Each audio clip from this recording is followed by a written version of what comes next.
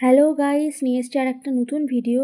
আর তোমরা যারা দীঘায় কম বাজেটের মধ্যে রুম চাইছো তাদের জন্য হচ্ছে এই ভিডিওটা। এই রিসর্টটার মধ্যে আমরা যে রুমটাতে ছিলাম সেটা আজকে তোমাদের সাথে শেয়ার করব। পুরো রুমটা আমি আজকে ঘুরে দেখাবো। ফার্স্টে রুমে ঢুকেই থাকছে একটা কিং সাইজ বেড, যেটাতে তোমরা 2-3 জন তো শুতেই পারবে। আর তারপরে একটা ছিল সুন্দর সোফা, আর এখানে এসি ছিল, আর ছিল দুটো উইন্ডো, আর এটা হচ্ছে ওয়ার্ড্রপ ছিল, যেটা দুজনার জামা কাপড় 2-3 জনের জামা কাপড় ঠিকঠাক করে ওই ঢুকে যাবে। আর এটা হচ্ছে বাথরুমটাও অনেক ক্লিন ছিল, সাবান শ্যাম্পু ব্রাশ এসব প্রোভাইড করেছিল।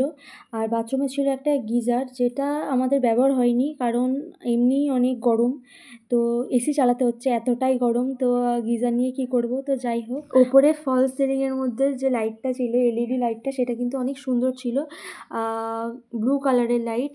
আর আপনারা যারা আসছেন দীঘা তারা কিন্তু এই রিসর্টটা কিন্তু অনেক অ্যাফোর্ডেবল প্রাইসের মধ্যেও পেয়ে যাবেন। আপনারা যারা আসতে চাইছেন তারা আমার কমেন্টে বলবেন, আমি রিসর্টের নামটা দিয়ে দেবো। আর সামনে ছিল একটা অনেক বড়